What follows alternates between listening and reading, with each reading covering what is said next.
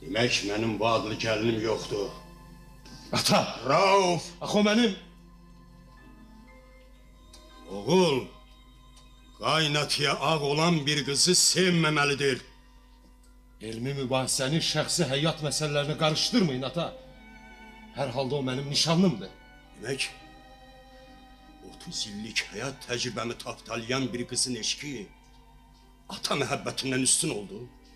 Demək, atalıq haqqı sayımı yerə vurmaq istəyirsən. Ata, qulaq asın.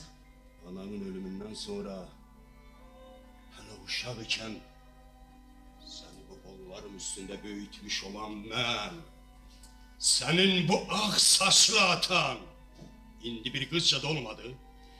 Demək məni atıb onun arxasınca getmək istəyirsən? Cavab ver!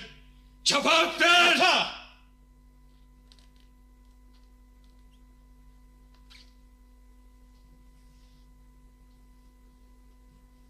Ata!